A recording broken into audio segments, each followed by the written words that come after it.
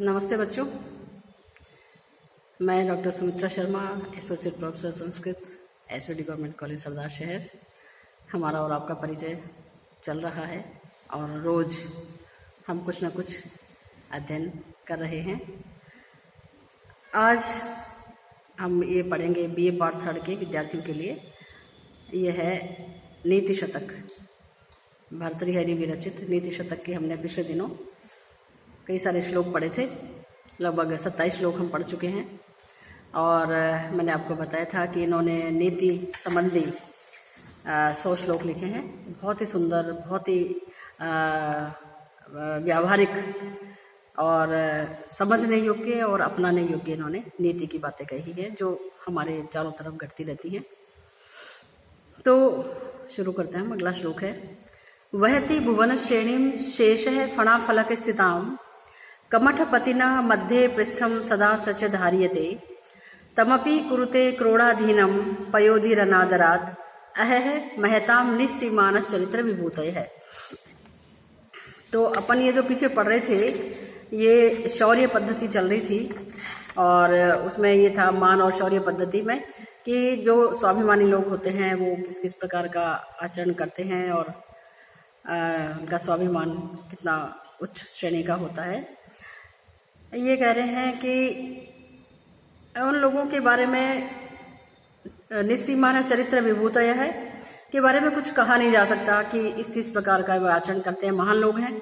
तो जैसे उदाहरण से बता रहे हैं, वहति भुवन श्रेणीम शेषः फणा फलक स्थिताम। शेष है शेषनाग, क्या करते हैं, अपने विस्तृत फलक के ऊपर, फन रूपी फलक के ऊपर इस पृथ्वी को, भुवन श्रेणी को, पृथ्वी को वहति धारण करते हैं। शेषनाग अपने विशाल फन के ऊपर पूरे पृथ्वी मंडल को धारण करते हैं। कमठपतिना मध्य पृष्ठम सदा सच धार्यते, और जो दूसरा अवतार था कच्छप अवतार, उसमें क्या करते हैं, मध्य पृष्ठम अपने पीठ के ऊपर धारण करते हैं। कच्छप राज कूर्मा अवतार लिया था ना उन्होंने, कछुए का अवतार लिया था। जो 10 मुख्य अवतार हैं उनमें से पहला मत्स्य अवतार था और उसके बाद में कूर्मा अवतार था और फिर वराह अवतार था, फिर नृसिंह अवतार था, उसके बाद में राम और कृष्ण तक के वो 10 मुख्य अवतारों में माने जाते हैं।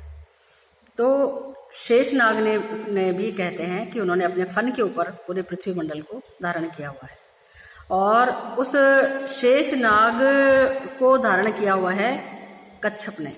कच्छप ने अपनी पीठ दी जिसके ऊपर शेषनाग टिके हुए हैं। उसको भी तमपि कुरुते क्रोडाधीनम पयोधि अनादरात। पयोधि समुद्र, अनादरात अनादर पूर्वक, क्रोडाधीनम कुरुते अपनी गोद में ले लेते हैं, माने अपने में उसको पृथ्वी को डुबो लेते हैं। है बड़े आश्चर्य की बात है कि महताम निस्सीमानस चरित्र विभूतय है कि महान लोगों की चरित्र विभूतियां बड़ी असीम होती हैं, हमें समझ के बाहर होती हैं कई बार कि इस प्रकार का आचरण वे क्यों करते हैं।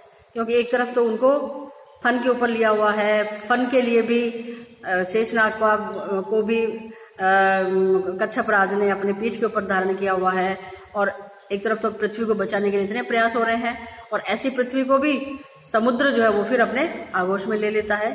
तो महान लोगों की चरित्र विभूतियां जो है वो कई बार असीब होती है, कई बार समझ के बाहर होती है।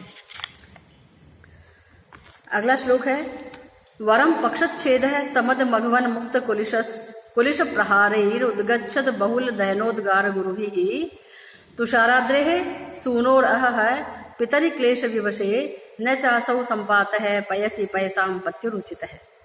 क्या कहते हैं, इसमें भी एक अंतर कथा है कि मैंने आपको पहले भी इंगित की है और हमने सेकेंड ईयर में भी पढ़ा था कि पहले पहाड़ों के पंख हुआ करते थे और वे एक स्थान से उड़ करके दूसरे स्थान पर चले जाते थे।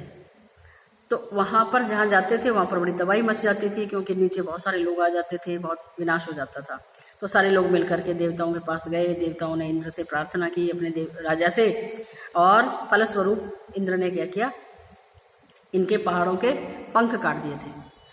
तो जब पंख काटे तो उस समय हिमालय का पुत्र है मैनाक, तो इस मैनाक पर्वत ने क्या किया कि वो सोचा कि मैं तो मेरे पंख नहीं कटाऊंगा और वो तो जाकर के समुद्र में छुप गया। तो कवि कह रहे हैं उनको कि वरम पक्षच्छेद है, तुम्हें पंख कटवा लेना अच्छा था। किससे? समद मगवन मुक्त कुलिश प्रहारी। समद मत वाले, मद से जो युक्त हो रहे थे। कौन? मघवन। मघवन नाम है इंद्र का। इंद्र ने क्या किया? इंद्र के द्वारा मुक्त कुलिश प्रहारी, मुक्त माने छोड़े गए, कुलिश माने जो उसका वज्र है, उसके प्रहारी, उसके प्रहारों से। कैसा? उदगच्छद बहुल दहनोदगार गुरु भी, जो कि बाहर निकलती हुई अग्नि की चिंगारियों से और अधिक गुरु भी माने भयानक हो गए थे। क्या? प्रहार। किसका प्रहार? वज्र का। वज्र किसके पास है? इंद्र के पास है। और इंद्र कैसा है? समद, मदमत्त हो रहा है वो उस समय कि नहीं मैं इनको अभी सीधा करता हूं, तो पंख काटने के लिए। तो मदयुक्त इंद्र के द्वारा छोड़े गए वज्र के प्रहार से, जो कि बाहर निकलती हुई अग्नि की चिंगारियों से और अधिक भयानक हो गए थे, उन प्रहारों से प्रहारी, उन प्रहारों से वरम पक्षच्छेद है, अपने पंख कटवा लेना अच्छा था। लेकिन हे तुषाराद्रि सुनो, हे तुषाराद्रि हिमालय के सुनु पुत्र, है आश्चर्य की बात है, दुख की बात है कि पितरी क्लेश विवशे, तुम इस तरह से पिता को क्लेश में विवश छोड़कर न चासो संपात है पयसी पयसाम पत्यु रुचित है। पयसाम पत्यु नदियों का स्वामी, कौन? समुद्र। उसके पयसी माने जल में, संपात है छुप जाना, न उचित है, उचित नहीं था। लेकिन हे हिमालय के पुत्र मैनाक, तुम्हारा उस समय जब तुम्हारा पिता क्लेश में था कि सब पर्वतों के पंख काटे जा रहे थे और वो भी बड़ा कष्ट में था, तो उस समय उनको अकेला छोड़ करके और तुम्हारा इस तरह से क्या समुद्र में जाकर के छुप जाना अच्छा नहीं था। अगला श्लोक है, यद अचेतनोपि पादे स्पृष्ट है प्रज्वलति सवितुरिन कांत है तत् तेजस्वी पुरुष है परकृत निकृतिम कथम सहते। फिर बता रहे हैं कि जब अचेतन भी पादे स्पृष्ट है, चरणों से स्पृष्ट हो जाने पर, छू जाने पर प्रज्वलति जल उठता है। कौन? सवितुरिन कांतमणि ही, सूर्य कांतमणि। जब सवितु पादे, सूर्य की किरणों से स्पृष्ट हो जाने पर जो मणि है वह भी जब जल उठती है, एक तो होती है सूर्यकांत मणि और एक होती है चंद्रकांत मणि। चंद्रकांत मणि जो है वो इस तरह का रत्न होता है कि वो चंद्रमा के प्रकाश में उसमें रश्मियां फूटने लगती है, रोशनी आने लगती है। और ऐसे ही होती है एक सूर्यकांत मणि, जो सूर्य की रोशनी जब उसके ऊपर पड़ती है, धूप जब उसके ऊपर आती है, तो वह जला डालने की क्षमता वाला हो जाता है। यूं तो अपन उसको हाथ में ले सकते हैं, लेकिन यदि तो धूप में उसको रख दिया जाए तो थोड़ी देर बाद ही वह जलने लगती है। तो कवि क्या कहता है कि सूर्य अपने किरण रूपी पैरों से जब उसको रोंदना चाहता है तो वह अपने तेज को प्रकट कर देती है। यूं ठीक है, ठंडी है तो हाथ में ले सकते हो आप, आराम से देख सकते हैं, उसको पहन सकते हैं किसी आभूषण में लगाकर। लेकिन यदि तो उसको कोई पैरों से रोंदने का प्रयास करेगा तो सूर्य अपने किरण रूपी पैरों से जब उसको रोंदने का प्रयास करता है तब वह जल उठती है। तो जब अचेतन भी इस तरह से जल उठती है मणि, तो तेजस्वी पुरुष है परकृत निकृतिम कथम सहते। तो फिर तेजस्वी पुरुष परकृत निकृति को, दूसरे के द्वारा किए जाने वाले अपमान को कैसे सहन कर सकता है। अर्थात स्वाभिमानी पुरुष, तेजस्वी पुरुष दूसरे के द्वारा किए हुए अपमान को सहन नहीं करते हैं, वे उसका यथोचित उत्तर अवश्य देते हैं, प्रतिकार अवश्य करते हैं। और अगला श्लोक है, सिंह शिशुरपि निपतति मद मलिन कपोल भित्तिषु गजेषु प्रकृति यम सत्ववताम न खलु वयस तेजसो हेतु। अंतिम चरण में है न खलु वयः तेजसो हेतु। वय माने उम्र जो होती है वह किसी के भी तेज का कारण नहीं होती है। कहते हैं होन हार बिरवान के होत चीकने पात। और ये भी कहते हैं कि पूत के पैर तो पालने में दिख जाते हैं।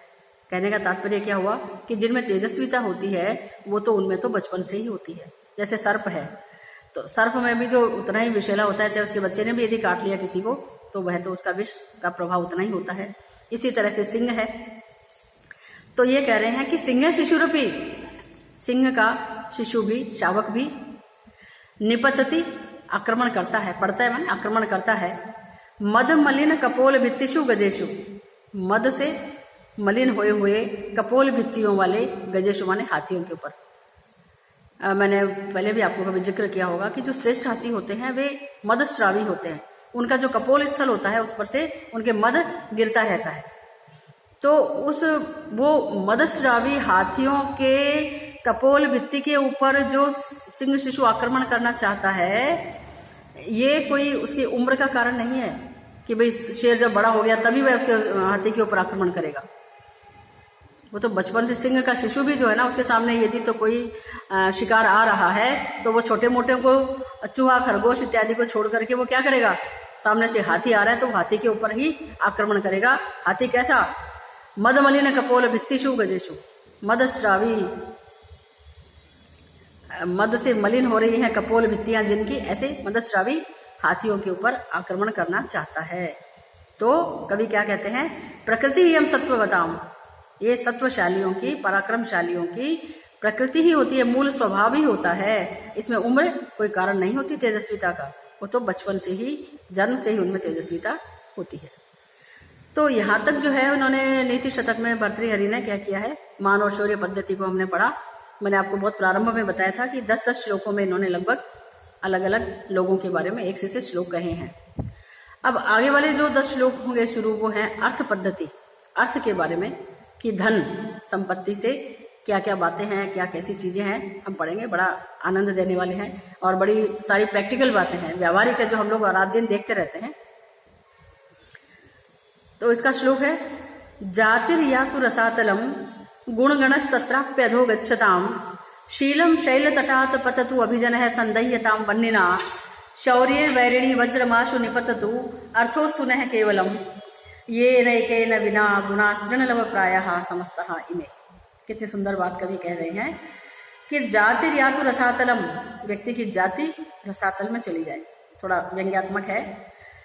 तो कह रहे हैं कि आदमी की जाति रसातल में चली जाए, नीचे से नीचे के लोक में चली जाए।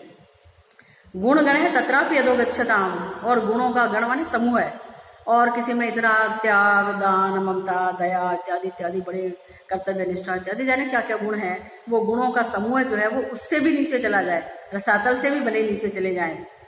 शीलम शैल तटात पततु, और जो शील है उसकी सदाचारिता है, वह शैल तट से, पहाड़ की चोटी से भले नीचे गिर जाए। अभिजन है संदह्यताम वह्निना, और अभिजनता उसका उच्च कुलीनता, उसका वंश, उच्च वंश जो है वह भले आग में जल जाए।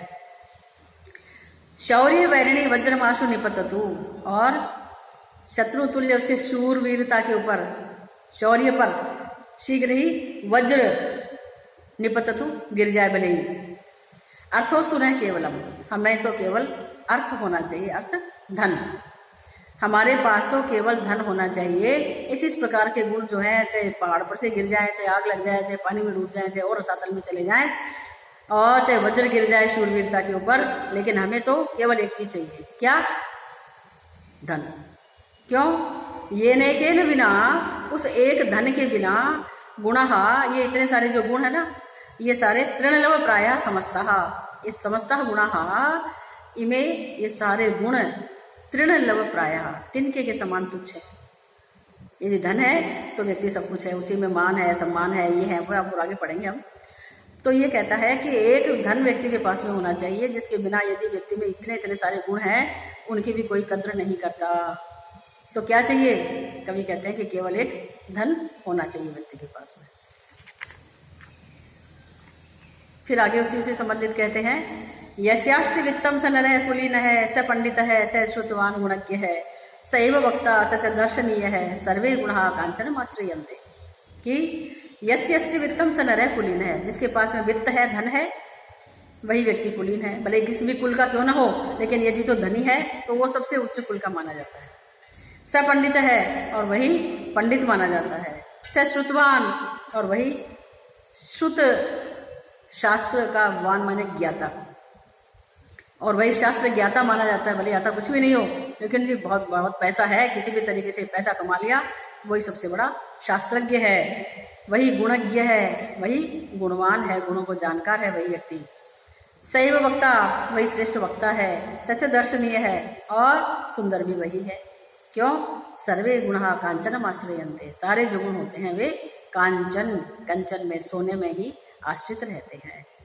तो कभी कहते हैं कि जिसके पास में धन है उस व्यक्ति के पास में और अन्य गुण नहीं होते हुए भी उसमें ये सारे गुण लोग मान लेते हैं कि ये हमारे महाराज ऐसे हैं। महाराज क्यों? क्योंकि पैसा आया, भले कैसे भी आया है पर पैसा है।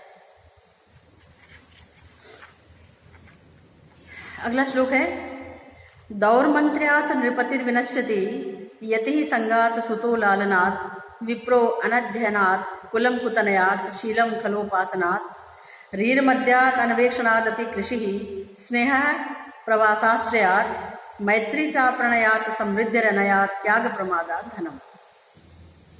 दौर्मंत्र्यात् नृपतिर्विनश्यति, बुरी मंत्रणा से यदि तो सही राय देने वाला नहीं है उससे कौन नष्ट हो जाता है? नृपति, राजा। राजा स्वयं सब जगह पूरे राज्य में अपने देश में घूम नहीं सकता, सब जगह जा जा करके वहाँ के समाचार प्राप्त नहीं कर सकता कहाँ पर कैसी स्थिति है। तो उसके गुप्तचर इत्यादि हुआ करते हैं और गुप्तचर आकर के और उसको रिपोर्ट देते हैं, सारी सूचनाएं देते हैं। और मंत्री, सहमंत्री इत्यादि बहुत सारे मंत्रिमंडल होता है। तो वो लोग यदि तो उसको बुरी मंत्रणा देने लग जाएं, बुरी सलाह देने लग जाएं, तो उससे राजा का कोई दोष नहीं होते हुए भी, राजा गुणवान होते हुए भी क्या होता है? नष्ट हो जाता है। किस चीज से? बुरी मंत्रणा से, दौर मंत्र्यात्। क्योंकि उसको सही रिपोर्ट नहीं मिली, सही सलाह नहीं मिली। अकेला व्यक्ति क्या कर सकता है? तो आकर के यदि तो लोग उसको गलत राय देने लग जाते हैं तो उससे राजा नष्ट हो जाता है। यति संगात, यति सन्यासी, संगात आसक्ति से, आसक्ति इत्यादि का परित्याग करके ही तो वह यति बना है, सन्यासी बना है। और अब यदि तो वह फिर किसी आसक्ति में पड़ जाता है तो उसका सन्यासी पना जो है वो नष्ट हो जाता है। तो यति जो है सन्यासी, वह संगात माने आसक्ति से नष्ट हो जाता है। सुतो लालनाथ, पुत्र जो है वह लालन से, अत्यधिक लालन पालन करने से। अपने अन्यत्र भी श्लोक है कि लालयत 5 वर्षाणि 10 वर्षाणि ताड़ेत प्राप्ते तु 16 वर्षे पुत्रम मित्रवत आचरेत। तो उसमें क्या है कि यदि तो आप उसको किसी भी प्रकार का ताड़ना नहीं करेंगे, माने उसको समझाएंगे नहीं, डांटेंगे नहीं, तो वह पुत्र जो है वो नष्ट हो जाएगा। अधिक लालन पालन से, एक सीमा तक लालन पालन करना अच्छा होता है। उसके बाद जहां पर बच्चा गलती करे उसको टोकना रोकना जरूरी होता है। और यदि नहीं करते हैं तो ये कहते हैं कि लालनाथ सुत है विनश्यति, अधिक अत्यधिक लाड़ प्यार से पुत्र नष्ट हो जाता है। विप्रो अनध्ययनात्, और अध्ययन नहीं करने से विप्र नष्ट हो जाता है।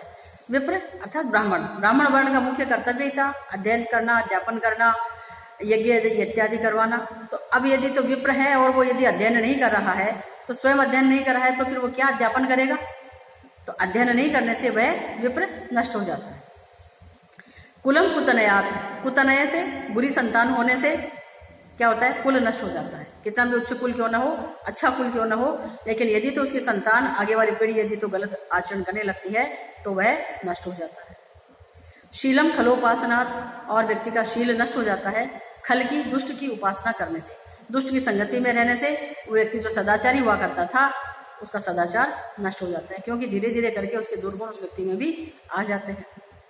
री मद्यात, री माने लज्जा, मद्यात मद्यपान करने से, शराब पीने से, नशा करने से लज्जा नष्ट हो जाती है। अनवेक्षणादपि कृषि, और स्वयं के नहीं संभालने से खेतीबाड़ी, कृषि नष्ट हो जाती है।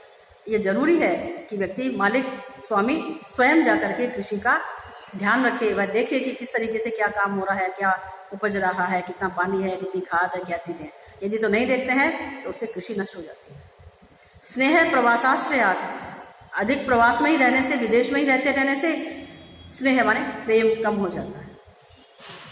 मैत्री चय प्रणयात्, और प्रणय प्रकट नहीं करने से, एक दूसरे के साथ में प्रेमपूर्ण व्यवहार नहीं करने से, उसको नहीं प्रेम की बातें बताने से, नहीं करने से मित्रता नष्ट हो जाती है। मित्र को जरूरी होता है बताना लाइकिंग के बारे में कि मैं आपको पसंद करता हूँ, करती हूँ अपने मित्र को।